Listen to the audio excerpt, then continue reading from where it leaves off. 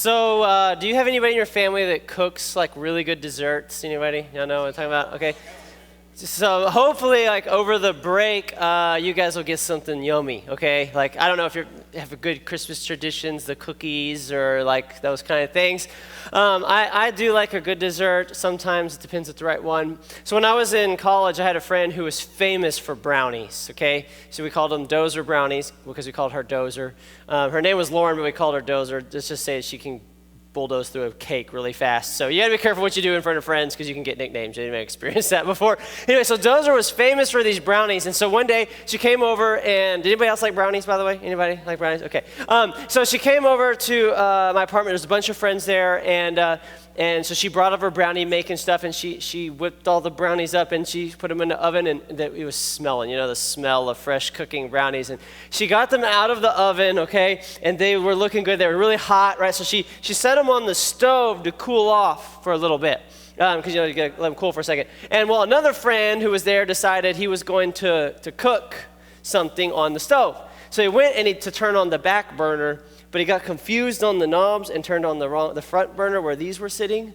And we didn't know anything was happening. And all of a sudden, we're sitting in the living room just talking, and we hear this like explosion. So apparently, if glass gets too hot on the bottom, it will explode, okay? And like literally the whole thing of brownies like explode. Because you can imagine if I took this and I actually thought about hitting it with a hammer right in front of everybody because that would have been pretty fun. But then we couldn't eat them after service. And I actually have 5 batches of these. So yeah, we're eating brownies, okay? But anyways, so it exploded and there was glass and everything all over the brownies. And we stood over the famous Dozer brownies with total sadness. And I had one friend, Sean, who was crazy. He come in there, he starts trying to eat them. I'm like, dude, if you swallow glass, you're going to the emergency room. You've got to stop. They're wasted. They are gone. And it was a very sad moment because I don't know about you. I think everybody hates waste. Like, I know you hate waste because think about you hate it when people waste your time. Don't you hate it when a teacher gives you a homework assignment that is nothing but a big waste of time? Do y'all get those? Homeschool people are like, I don't know what you're talking about. But anyways, all of the homework is that way, right? But like, yeah, if you go to school, you know what I'm talking about. They give you this assignment, and all it is busy work. And it makes me so mad because it's just a waste of my time. Y'all know what I'm talking about? Now, some of you drive, and if you don't drive, this is something you will experience. You're going to be at a stoplight. There's going to be one car in front of you. The light is going to change, and they're going to be doing this. And you just start getting mad, right? Did anybody have your parents honk at them? Any of you honk at them? You know what I'm talking about? It's like, you got to do a short honk, by the way. Short honk is polite. Bing, move. If it goes more than that, if it's then you're a jerk, okay? That's like the equivalent of honk cussing, okay? If it's short, though, it's like, hey, excuse me. Okay, if it's not, it's like, I don't want to do it, okay? So you got to do the short honk. And mine does the, so then they laugh and then they go, okay? But anyways, you know what I'm talking about. If they're making you wait, you feel like they're wasting your time and you hate it. We hate to waste that kind of stuff. We hate to waste money, especially if it's ours and somebody wastes it. We went on a trip. So our young adults, when you get to be a young adult, we get to do some really cool stuff. We went to Schlitterbahn and San Antonio and all that kind of stuff. Well, one night we were eating after a Schlitterbahn, and we went to a wing place called Pluckers. I don't know if you've been there. Delicious wings. And so we all ordered our stuff. And AJ over here is like, man, this is good. He keeps ordering all this food. And I'm looking at his food. And I was like, he's got so much food. It looks amazing. And so we eat, and he can like barely eat it because there's so much, okay? And we get the bill, and he's like, $45? Like, how did it get so expensive? I'm like, look how much food you ordered, okay? And so he's like panicking because he spent so much money and he only ate like a quarter of it, okay? So what do you do? You get a to-go box, right? So he gets the to-go box and he fills it up and does all that, and we all talk and hang out for a while. We get in the van and we're driving down back to our hotel, and he's like, dang it! And we're like, what? You left it, didn't you? Yeah. So here he leaves like $35 worth of wings and other food sitting on this table. Totally wasted, okay? We didn't go back. It was gone at that point. If you've ever done something like that, you just like wasted it. And it feels really, really frustrating because you wasted your good food and you wasted your money and you did all that. We all hate waste. Here's the thing though. If you waste some food, guess what? We live in America, there will be more food, okay? If you waste some money, this is good news, okay? You can make more money, okay? If you waste, some brownies, you waste something like that, you can get more. But if you waste your life, you don't get it back. If you waste the season of life that you're in right now, you can never go back and be in middle school or in high school or in this grade that you're in again. This is a season you can never do again. If you waste it, guess what? You'll lose it. And there are a lot of people that get in a place in their life and they look back. Now, he looked back at those lost wings with sadness for a little bit, okay? And I'm sure he's moved on by now. I've had other wings since then, okay?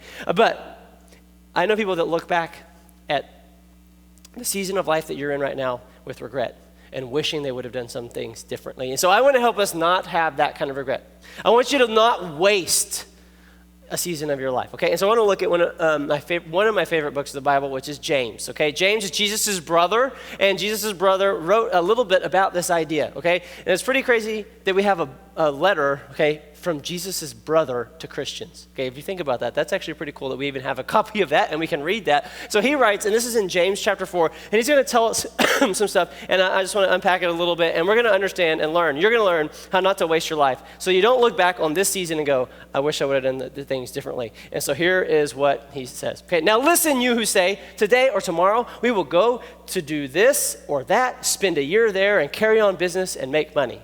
Now, when I first read this, I would think that the next thing he would say is, good job. Because, okay, if I talk to some of you, especially seniors, okay, and I come up to you and I say, hey, so what are you doing when you graduate?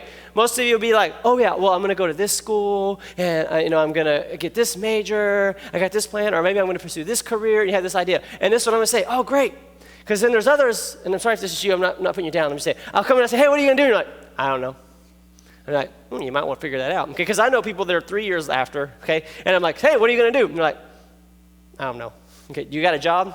Yeah, well, kind of temporary. Yeah. Are you going after a degree? Well, I think I might take a class at TCC next semester. Okay, and there's like no plan. I'm like, hey, that can't be the goal. But what he's saying, so he says, hey, these people, this is what I'm going to do tomorrow. They got the plan. Like, I'm going to go there. I'm going to make this money. I'm going to do this. I got a plan. They sound like they're not wasting. And then he goes on and he says, why?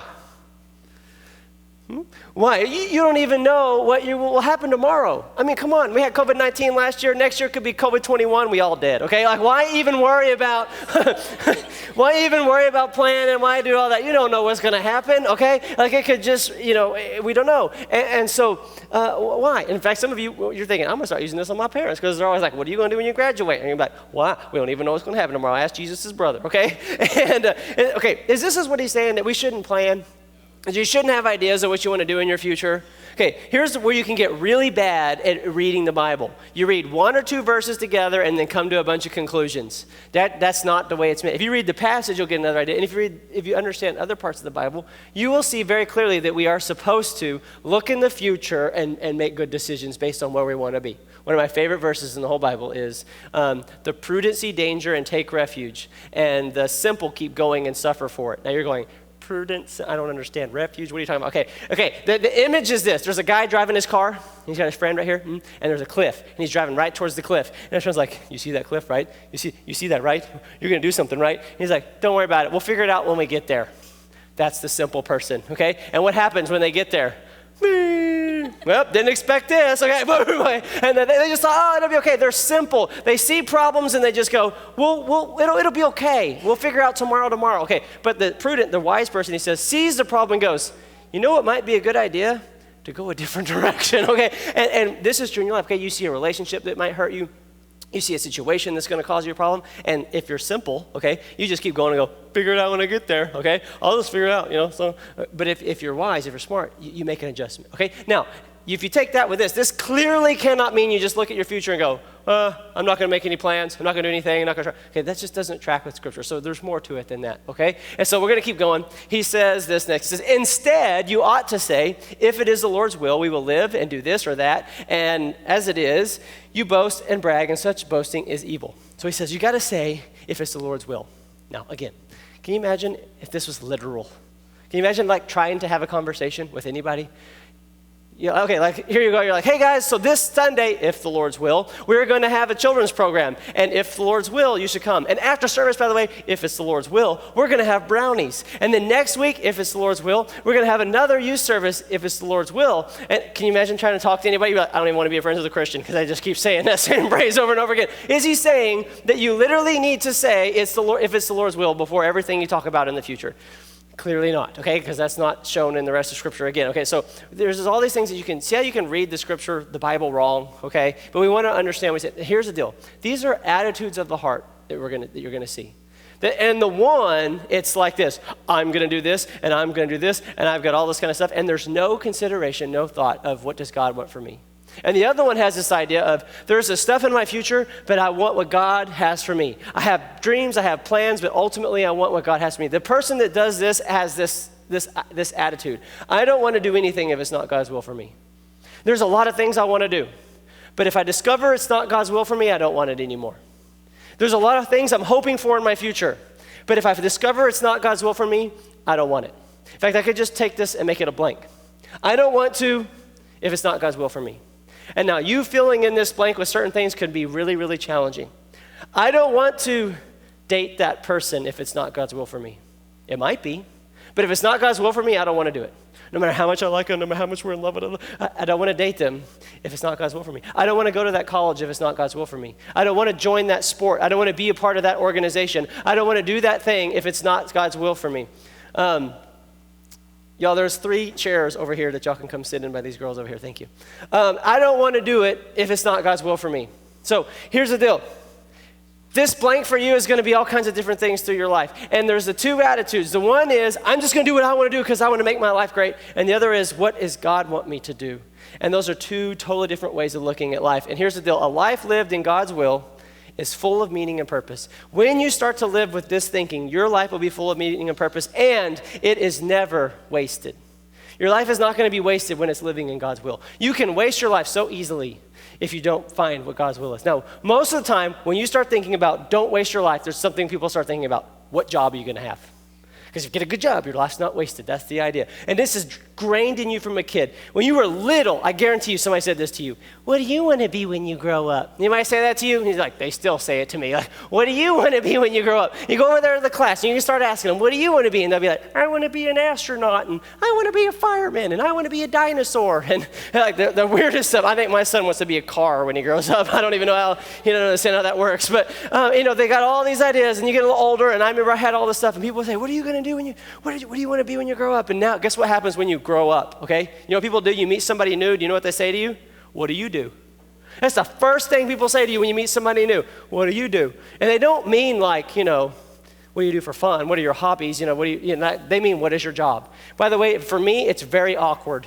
Because every time I tell somebody, I'm like, oh gosh, I'm a pastor. They act so weird, okay? I mean, they're like hiding cigarettes behind their back. You'd be surprised. I was walking this one guy, he's like cussing and all this kind of stuff. I was at a gym, and he was like, so what do you do, man? I'm like, oh, I'm a pastor. And he's like, oh yes, I remember church when I like all of a sudden he was like speaking with better diction and like clarity in his talking. I'm like, stop acting weird. Okay, I gotta come up with a new thing. Like, how can I tell people?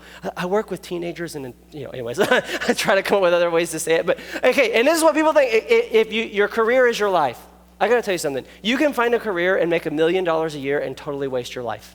Because how much money you make and what job that you have doesn't make a successful or fulfilling life. Now, I mean, it may be fun to have that. I'm not saying not to pursue those things if that's in God's will for you. Whatever His will for you is going to be great for you. But you can have a job that's not making all that money, making, whatever, and still have a fulfilling life that is not wasted if you are in God's will. So we want to unpack a little bit more of what it means to live in His will so that we can live a life that's not wasted. This is one of my favorite parts of this whole passage, okay? He keeps going and he says this, what is your life? You're a mist that appears for a little while and then vanishes.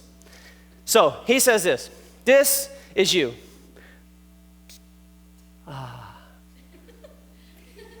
mean, okay, your mom, okay, boom, there's you, and you're gone, okay? This is your whole life in just a moment. He says your life is like a mist, okay? There's your teenagers, your college years, now you're old, you got kids, and you're old and you're dead. Okay, that's it. Okay? Your entire life in just like that, okay? And it's just a mist, and then it's gone for a while. And he's telling us this because we need to realize that life is quick, and you can waste it so easy. And it's so shocking sometimes to just realize how quickly we disappear. Okay, I bet, do any of you know the names of your great-great-grandparents? Great. Okay, you don't have to tell me. Very, very few. Now, some of you know your great-grandparents, and I'm actually going to come find a couple of you that rose your hands, and I want to see their names. Very few people know the names of their great-great-grandparents, much less what jobs they had, what their dreams were, what they liked to do for fun, what they did when they had a free weekend. We don't know like what made them excited. We don't even know. We barely even know their names. 99% of people don't even know their names. And they were your great, they were alive 50 years ago. They've disappeared. And so will you. Oh, this is real hopeful, okay? and I understand, okay. I mean, you have a whole of life, okay? I'm about to turn 37, and I'm in my mid-30s right now. 34, 35, 36 is mid. 37 is upper 30s, okay? So I can like smell 40 already, all right? So you may have I have the okay? Like it's gotten a little bit shorter now. I'm like, I gotta not waste this thing, okay? And I understand that we can look at our life and it feels so long and it feels so big and it doesn't feel like that. But when it really gets into it, it's a vapor. And here's why this is important. Because we tend to say, I will someday do this thing. And I will someday do this thing. And we waste so much waiting to do something in the future when there's things that God has for you to do now. In fact, he goes on and he says, this is how he ends the whole passage, okay? He says, anyone then who knows the good he ought to do and doesn't do it sins. Here's what you need to know. There is good that you ought to do right now. The way to not waste this is to find the good that you ought to do and do it. The good that is for today. There is a good in the future that you ought to do that, but there is a good for now. And we do such crazy things. We're thinking, oh, you know what? Someday I'm going to get close to God. Someday I'm going to really know my Bible. Someday I'm going to do that. Okay, why not now? Why not really get a relationship with God now? Why say someday I'm going to? Why not experience the fullness that God has for you now? See, we get this idea that someday I'm going to do this. And we have such backwards thinking about so many things in our lives, okay? We'll say things like, we do this. We worry about tomorrow, and then we waste today. This is what you worry about. You stay up at night, and you're thinking about tomorrow. What if I don't pass that test? What if they don't pay attention to me? What if she dumps me? What if he doesn't like me? What if? And we're worried about tomorrow. Tomorrow, what's going to happen? And you know what we do? We spend 7 hours on our phone today, okay? We totally and completely waste today, and we're completely worried about tomorrow, okay? And here's what Jesus said about it. Don't worry about tomorrow. Tomorrow has enough worry for itself. Each day has enough trouble of its own. He's like, hey, you're thinking about tomorrow all the time. Oh, tomorrow I'm going to do this, or this might happen. And instead, he says, seek first his kingdom. That means to seek his will for your life. That's what we've been talking about. And its righteousness, and all these things will be given to you as well. What we're supposed to do is look at what we're supposed to do now for the Lord. James, maybe if I summed up what he just said, we tend to talk about tomorrow. I'm going to go do this. I'm going to do this thing. It's going to be real great. This is going to be so much better. And then I don't do anything now. I waste today.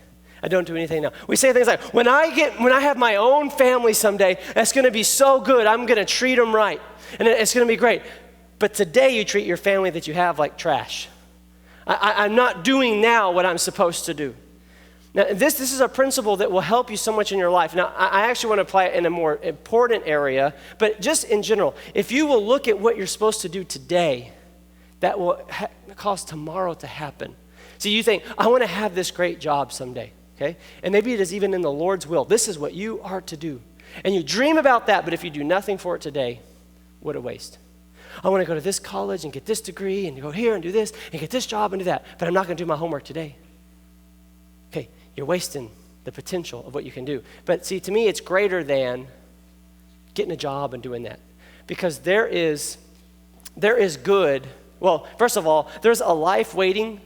A life that's waiting for tomorrow is a wasted life. If you just keep going, I'm gonna do this tomorrow, I'm gonna do that tomorrow, someday I'm gonna get there, someday I'm gonna read my Bible, someday I'm gonna get to know God, someday I'm gonna witness to somebody, you're gonna just waste. Because there are things that here's what I wanted to say, there is good you ought to do today. There is good that you ought to do now in your life. There is good that you ought to do. And some of that is good in your family. Okay, there's certainly that kind of perspective. There's good that you can do in your relationships that you're in. But I want to give you a couple of specific thoughts, okay, as we kind of get to the end of what we want to talk about tonight, and that is this. There is good that you ought to do. There is people that you're meant to reach. Okay, so let me talk to the seniors. Any seniors? Okay, wow, that's a lot of seniors. Okay, so seniors. When I start talking about this life, okay, and if you're upperclassmen, I'm talking to you two juniors and some, okay, you start thinking about this mist, okay, this doesn't really feel like life, but can you at least recognize that your time in school, grade school, is, yeah, like that, a little, you're almost gone. Hey, it's almost done. And this is really, really sad to me that I see this I've been doing this for 13 years, okay? Many seniors get to this point and they quit trying to reach people when you actually have the most influence in your high school that you've ever had. And you guys, so right now you're thinking, I'm going to go to this college, and I'm going to do this thing, and I'm going to do this. And God's going, I have good that you ought to do. You ought to spend the last 6 months.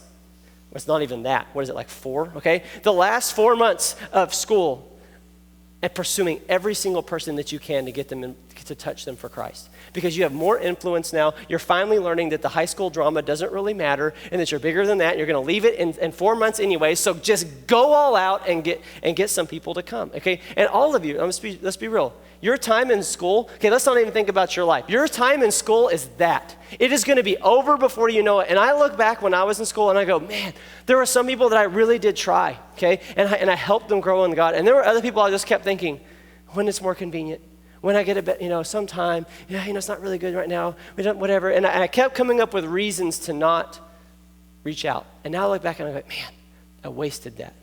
I could have done some things. And so all of us, man, we need to look at people. And we make it easy, okay? You should try to get somebody to go on winter retreat. Do whatever it takes. Help them pay for it, okay? Do whatever it takes. Get them to go. And why? Because you know it could impact their life, okay? And so there are people that you are to reach. There's growing that you need to work on. Spiritual growth that you need to work on. I don't know if you've ever looked at somebody and thought, man, I wish I could be as close to God as they are. Okay? I think all of us should have role models in our life that we look at. Okay? Even people in the Bible, they would look at Paul. It says, look at me and imitate me. There's people who look at him and go, wow. Okay. Let me talk to the guys. Guys, if you want to get ripped, you don't look like Matt. Okay? If you want to be really in shape, okay? You like that. Okay. If you want to be really, really in shape, you can't go to the gym and work out for 1 week and be done. Okay, I will tell you what happens. Okay, you're going to go to the gym and you can work out 4 or 5 days that week. And at the end of the week, you go and look in the mirror and guess what? You look exactly the same as you did at the beginning of the week. It's very discouraging. You're like, I am so sore. Okay, and nothing has changed. Then you go, but here's the thing, you go back the next week and you do it, and you go back the next week and you do it, and then about a year later you go, I look different. 2 years later, you're like, I look really different. You do that for 4, 5, 6 years, all of a sudden you're like, you're gonna walk in the room like, dude, he's jacked. It's like, what is going on there? And because you've done this over a period of time. And I want to just tell you something. Your relationship with God, some of you are sitting here thinking like, hey, someday I'm gonna get close to God. I tell you how that happens. You know how that someday you are? Today you take some steps.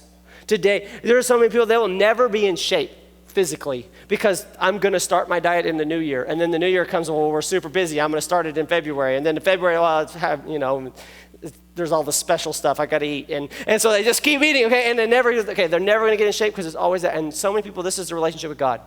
Someday I'll be faithful to church. Okay, when this season of sports ends, I'll be faithful. It doesn't happen. Okay, when this thing happens, when I get to, next year, this time, I'll be faithful so I can grow, okay? You got to do what you ought to do now, okay? And so growing, we all have growing to work on. I do. And I look at my life and I'm like, there's some things that I need to do to grow. And here's the last one, that you have ministry to do. And I actually believe that every Christian has ministry that they're supposed to do. Every believer, and I can show you the scripture, I'm not going to take the time to do it, is called to do some kind of ministry. Now, it's very different. Not all of you are meant to come. Being on a worship team is ministry, okay? But not everyone is meant to do that. I do believe some of you are meant to do that aren't doing it. Now, I want you to think about this. There's a senior. There's a senior. There's a senior. Hey, Zach is a senior. Sam is a senior. Kylie Joe is a senior. Is any of the seniors on the stage? Okay. Yeah, there's another senior, okay? And so like half the worship team are seniors. What is going to happen in 6 months if some of you don't learn an instrument and step up? Man, you're going to see me up here going, okay? Because be all me. I don't want to see that. So some of you need to go start taking lessons. And you need to start, this is the deal. Today, I can't do anything, but I'm going to do it. I'm going to learn it. I'm going to commit enough because I'm not going to let you be up here if you're not committed to the church and be faithful. And you're going to become the kind of person that can be this ministry. Not all of you need to do that. Some of you need to do that. Some of you need to realize this, that every single week we have someone new, either Sunday morning or Wednesday night, or Sunday night too, okay? There's new people that come into our church every single week. And you know what? If you've ever been somewhere new, you're like, I don't really want to be here because it's awkward. I mean, do you know how to help them get past that? Some of you need to say, my ministry is to make new people feel welcome. I think all of us need to do that. But there's so many ways. Some of you need to start a Bible study in your school. Some of you need to start a prayer group in your school. Some of you need to, you need to grow spiritually so that in a couple of years you could run one of our small groups. How do you get to be like a Jess who can run a group and teach everybody? By growing spiritually and being faithful to being part of a group and doing that kind of stuff. And then all of a sudden, you can have a group that grows people and helps people and do that kind of stuff. That's some of you. It won't be tomorrow, but tomorrow you're going to do some things to get you there. So what is what I'm saying? There is good that you ought to do, and stop waiting because, forgot to get a trash can. Okay. I don't know where I'm going to pour this now. This is delicious, okay? This has the potential to give someone great joy. Okay, but this is the only thing I have, okay? What a total waste. Don't worry, we got 4 pans back there. What a waste when you just, because look at, this has the potential to give somebody so much joy. And now that might taste good, but I don't know. I can't decide. Okay, but anyways, what a waste when you just pour it out. And it's not used for what it's intended for. Okay, and here's what I'm saying. Your life could do some great things if you don't pour it out on the wrong things all the time and waste it. And so what you want to do is give it to God. Here, you can have that. I don't want any more. Thank you. Okay, you could give it. You could give it to God and then let His will guide you. So what I want to do is we're going to end our service and we're going to pray. And I don't want you to wait till you go home. Okay, so we're going to do. Yeah, I ought to do something. I'm going to sometime. I'm going to think about what it is that I ought to do. That time is right now. We're not waiting. So what we're going to do is they're going to sing part of a song and we're going to pray. If you need prayer for something, there'll be some of us at the side of the room to pray. But I think most of us need to do this. We need to close our eyes and just talk to God for a minute and say this. What is it that you want me to do today? How is it that I cannot waste my life today? If you're one of our juniors, seniors, kind of upperclassmen, your time in school is short, okay? I want you to ask God, what do you want me to do with this last bit? Because He wants you to do something. Don't waste this last chance to have an impact on your school. All of us need to talk to Him. And so you can do that right in your chair as we're standing. I like to do this. I like to just find a place where, like on the steps or somewhere where I can just kneel before the God and talk to Him for a minute, okay? And so as we're singing, we're going to take 3-4 minutes as we sing to just pray to Him and ask Him what He wants us to do. Father, I pray that you would help us all to see the things that we ought to do, to not waste our life, Lord, but to use it for you. I pray that as we seek your will, you'll show it to us. And Lord, that this season of our life will not be wasted, but would be poured out for you and used for you. And I thank you for it. In Jesus' name, amen.